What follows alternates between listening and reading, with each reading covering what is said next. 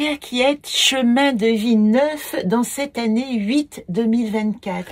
Bref, petit rappel nécessaire pour pas se tromper, pour calculer votre année personnel, vous devez ajouter votre jour de naissance à votre mois de naissance au chiffre 8 qui représente l'année 2024. Et ça va donner éventuellement, voilà, 18 qui donne 9, ça veut dire que vous êtes en année personnelle 9. Vous pouvez également être un chemin de vie personnel 9, et ça c'est lié à jour plus mois plus année de naissance qui donne 9.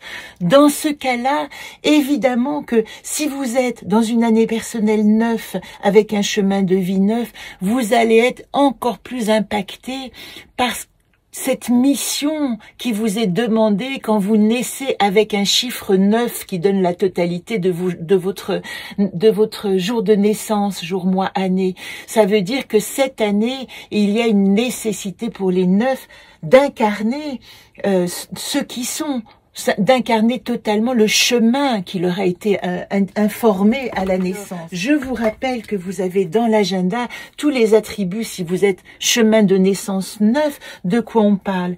Altruisme, intérêt aux autres, émotion, achèvement, évidemment, conclusion, idéalisme, compassion, spiritualité, pardon. Ce sont les mots-clés que j'ai associés dans le calendrier. Mais ce 9, quand on est né sous le signe, sous le chiffre 9, moi j'appelle ça aussi le chemin christique. Le 9, c'est le chiffre qui s'annule, vous savez, quand on fait des calculs. Donc ça veut dire aussi que il y a une dévotion absolument totale aux autres dans la dimension du 9. Et ça, c'est quand même intéressant de le savoir parce que le 9 va évidemment avoir tendance à s'oublier. Vous êtes dans cette année 8 en cycle de 9e année, il y a autre chose qui s'ajoute. Par exemple, vous pouvez être un chemin de vie personnel 1 et puis être en cycle 9 en 2024. Qu'est-ce que ça dit? Quand on est dans une année 9, vous voyez, il y a 9 ans. Donc on est en fin de cycle. Il y a une nécessité de bilan. Il faut faire le tri. Il y a un rappel aussi de ce qui s'est passé dans les années 4 de construction. Ben évidemment, nous sommes dans une année 2024-8 et on nous dit qu'est-ce que tu as construit dans tout ton cycle, et aussi dans l'année 7, parce que l'année 7, c'est le début de la fin de cycle qui dit intériorise et réfléchis à ce qui s'est passé. Donc si vous êtes chemin de vie 9 en 2024, je vous invite à regarder ce qui s'est passé dans votre année 4 et dans votre année 7 de ce cycle, ça peut être très intéressant. Il y a une notion de liquider le passé en année 9. Il y a déjà, et ça c'est intéressant de le comprendre, une ouverture au prochain cycle. C'est-à-dire qu'une année 9, c'est pas seulement une année de conclusion, c'est aussi une année où vont germer les possibilités pour le cycle que vous vivrez en 2025, qui sera une année 1 pour vous. Et vous voyez, c'est intéressant parce que 2024 est une année 8, vous êtes en 9, vous anticipez les énergies d'une certaine manière. Donc, ici, ça vous demande de la construction et vous êtes déjà en train de vous dire, ok, année 8, on doit matérialiser, mais je sais déjà que c'est la fin d'un... Ce que vous construisez, c'est un petit peu, si vous suivez mes chroniques comme le Hiking, où nous avons le 63e hexagramme qui s'appelle après l'accomplissement et le 64e hexagramme qui est l'ultime qui s'appelle avant l'accomplissement. Eh bien, quand vous êtes un chemin de vie qui a une année d'avance sur l'année en cours, vous êtes un peu dans cet état-là. C'est comme si vous avez déjà la prescience de ce qui va arriver après. Ça n'empêche pas qu'il y a une nécessité quand même de construire. Il faut pas tout abandonner, là. Il faut finir, il faut terminer le travail, mais en sachant que c'est vraiment la fin. L'année prochaine, on ne peut pas recommencer sur la même base si on est dans une année 9. Donc il y a l'ouverture aux nouvelles expériences. En année 9, c'est pas seulement un bilan, là, c'est aussi savoir que les nouveautés vont vous donner des pistes pour votre prochain cycle. Il y a aussi plus de conscience des cycles traversés en année 9. Tout à coup, vous avez comme un regard lucide sur tout ce que vous avez traversé. Et ça, c'est intéressant parce que c'est associé à la conscience du groupe. Et cette année 8, elle nous dit, nous rentrons avec ce Pluton en Verseau, avec cette ère du Verseau, avec ce mois du Verseau, nous rentrons dans la nécessité de prendre conscience du collectif. On ne peut plus faire un cycle, et l'année prochaine, même cette année 1, elle devrait être associée au collectif. On ne peut plus faire un cycle sous le cycle. On ne peut plus amorcer un cycle sous le signe de l'ego. Il va falloir mettre son individuel au service du collectif, et c'est ce que nous apprenons si nous sommes chemin de vie neuf. Nous faisons un bilan en disant, bon, maintenant, je laisse tomber tout ce qui est vraiment de l'ordre de l'ego, que pour moi, de l'égoïsme même peut-être, et il va falloir que mes actes dans le prochain cycle soient vraiment dédiés au collectif aussi, m'enrichissent autant qu'ils enrichissent le collectif, parce qu'il n'est pas question de s'oublier non plus. Un œuf, son gros défaut, ça va être d'oublier son identité, tellement il a envie de se mettre au service des autres. Mais là, il n'est pas question de s'oublier. Nous sommes aussi dans un axe, je vous le rappelle, de cycle lunaire Bélier-Balance, qui dit affirmer son individuation pour pouvoir activer les relations sous leur nouvelle forme de collectif et d'altruisme. Les questions dans une année 9, c'est étonnant, n'est-ce pas, d'innover, de s'améliorer, et ça, je vous l'ai dit, d'évoluer dans le collectif. Pour cela, nous avons en année 9 l'ermite. Évidemment que l'ermite, lui, nous dit simplement que on a besoin d'aller faire un bilan, d'aller illuminer notre intérieur pour comprendre ce qui s'est passé et ce que nous avons traversé. Lui, l'ermite, il a dit, c'est long, un cycle. Et à la 9e année, on est, vous savez, c'est comme les grossesses, on n'en peut plus au dernier mois de gestation. On sait bien qu'on va mettre au monde une magnifique matière. Et l'ermite, il dit patience, va dans tes profondeurs et sache que tu es déjà dans un nouveau départ. Et il est associé dans l'arcane majeur du tarot à la lune, puisque 18, 1 plus 8, 1 plus 8, vous entendez la magie de ces chiffres. 1 le départ, plus 8 le chiffre de l'année, nous donne 9. Eh bien, qu'est-ce que j'ai construit en année 1 que je peux matérialiser en année 8 et qui va construire la réconciliation dans ma maison? La lune, elle parle de ça. La lune, elle parle d'avoir traversé un chaos, traversé des oppositions, avoir été rencontrer son inspiration intérieure et rencontrer ses Janus, tous ces aspects intérieurs, diabolo, symbolo, etc.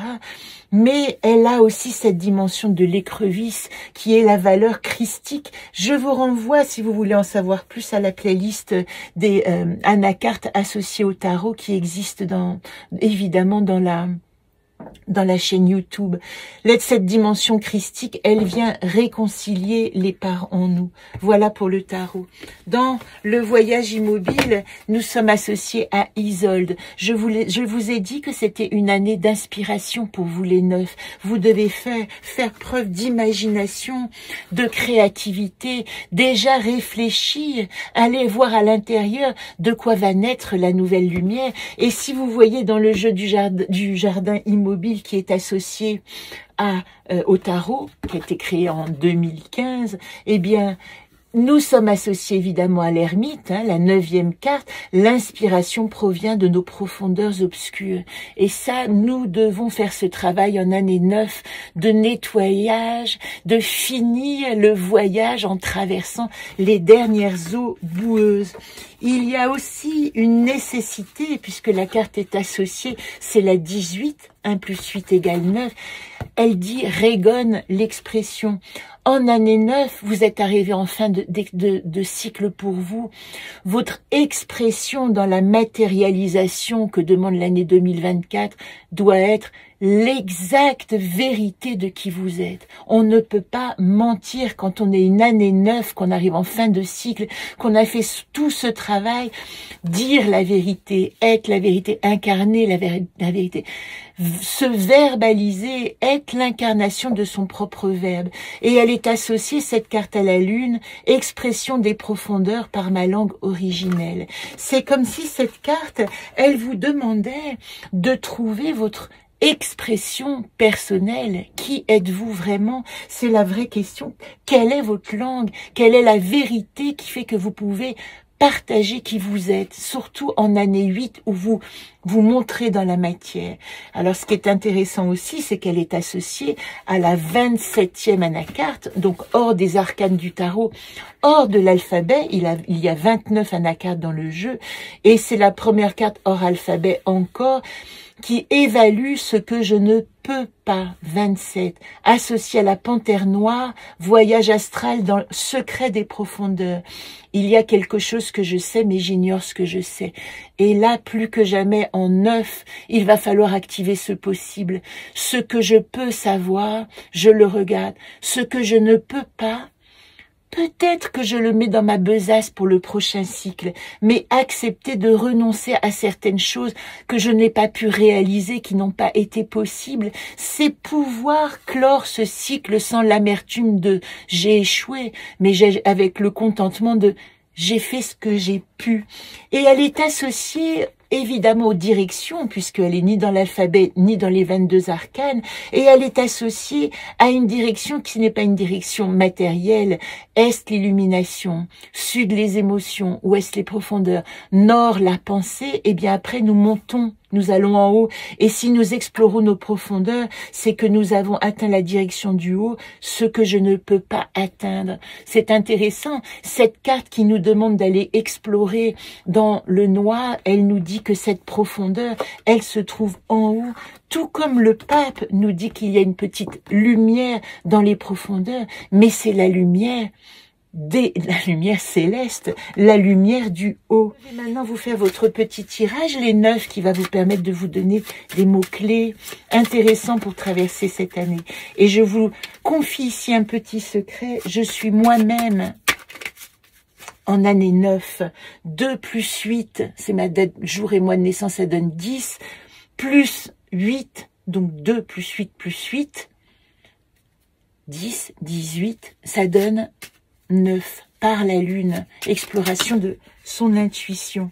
Nous avons ici, et c'est drôle parce que je vous parle de moi, ce qui n'est pas souvent le cas, et sort la force, et la force elle est reliée à Kanaa, et Kanaa c'est dans le tarot la force aussi, et c'est l'intuition, et Kanaa c'est l'anagramme, si vous l'avez remarqué, d'Anaka, activer mon intuition. Donc je prends tout ce message que je vous offre, mais je le prends comme si je l'écoutais pour moi-même aussi, qui sera très précieux pour moi cette année. Activer ma force, c'est aller rencontrer, vous savez, cette carte de la force dans le tarot qui ouvre la gueule de l'animal, eh bien, elle va aller se confronter physiquement à ses ombres et elle va activer son potentiel parce que la force, c'est la carte du miracle dans le tarot. Il peut arriver cette année et soyez-en sûrs. Et moi, mon Dieu, je bénis cette carte d'être sortie.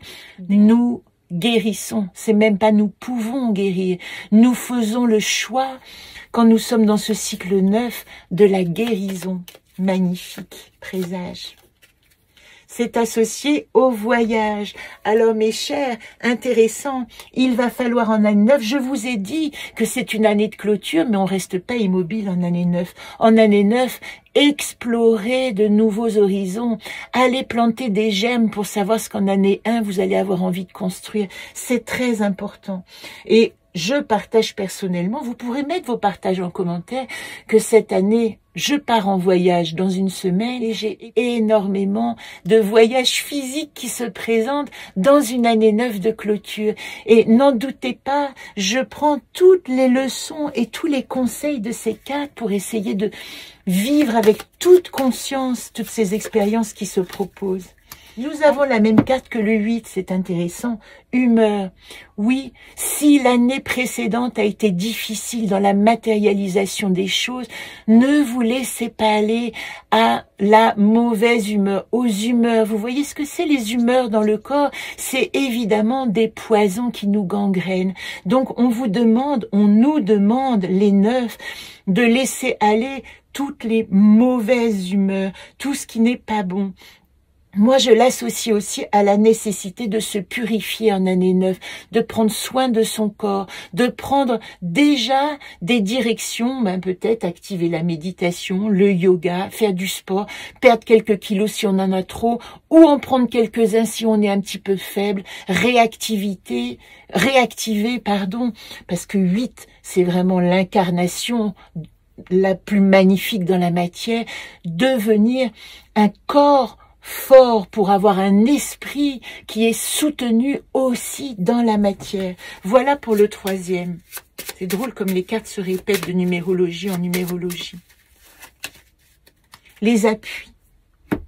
Alors, si vous avez passé 9 ans dans un projet et dans une direction, alors, si vous avez passé 9 ans dans un projet et dans une direction, probablement aussi que vous, pendant 9 ans, vous avez rencontré des lieux, des personnes, des centres d'intérêt, des paysages, des animaux, des végétaux, des minéraux, qui ont été des appuis.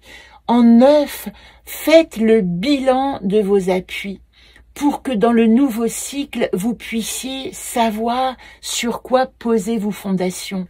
Le 8, c'est une année où on pose ses fondations et ses structures tellement solidement qu'on peut même carrément créer son royaume. Eh bien, si vous êtes une année 9, plus que jamais, il est important de reconnaître sur quels appuis vous avez pu vous construire et comment ces appuis, et c'est ça qui est intéressant pour cette année qui anticipe l'année en cours, et comment ces appuis vont pouvoir vous être utiles dans votre année 1 qui sera l'année 2025. Être un chemin de vie 9, c'est-à-dire dans une année 8, donc sans arrêt anticiper les cycles, si vous en avez conscience, c'est extraordinaire parce que vous êtes comme un devin. Vous avez déjà vécu ou vous avez déjà eu l'intuition de ce qui va vivre cette année. Ça n'empêche pas les vicissitudes et les difficultés, mais ce qui est extraordinaire, c'est que ça vous permet de les vivre en conscience et de comprendre que c'est un cadeau d'évolution. Et voilà le cadeau merveilleux du 9 qui est le plus altruiste en chemin de vie, c'est qu'il a cette capacité peut-être à devenir le devin de sa propre histoire. Un petit message associé à mes anacartes, j'ai décidé de tirer au hasard parce que le 9 après tout se laisse guider par l'invisible, donc peut-être que le mot va se répéter et à ce moment-là je vous invite à aller voir la numérologie associée, peut-être que ce chiffre a du sens pour vous. La curiosité, ben oui, c'est une année 9. Ne vous arrêtez pas sur le bilan, encore une fois, mais ça je vous en ai parlé pendant toute la séance. Activez la curiosité. Vous savez que nous avons Isolde qui est associée, l'imaginaire, parce que vous devez déjà imaginer quel va être votre prochain cycle de 9 années qui va s'amorcer l'année prochaine. Et puis, pour clore cette série, parce que c'est la dernière, cette série de 9 vidéos, hop, elle est tombée. Voilà le message des anges. Et ça, c'est extraordinaire parce que vous voyez le nombre de cartes qu'il y a dans ce jeu et je viens de le battre et ressort à nouveau. Et je crois que c'était, je vous renvoie à la vidéo, je crois du chiffre 5, Maître ascensionné, de puissants enseignants spirituels pleins d'amour et de sagesse vous guident et veillent sur vous. Plus que jamais, année 9, confiez-vous à l'invisible. Moi, je suis heureuse de cette carte parce que vous savez que je prépare le jeu qui est associé aux anges de la Kabbale et c'est comme une confirmation, c'est incroyable, que l'année prochaine, ma forme, ma manière de vous parler va se transformer totalement parce que je me relie déjà aux maîtres ascensionnés et à ce que nous avons à apprendre à travers eux. Je suis très heureuse de ce tirage. J'espère que pour vous aussi il est parlant. N'hésitez pas à témoigner et je vous souhaite une très belle année. Les 9, je nous souhaite une très belle année.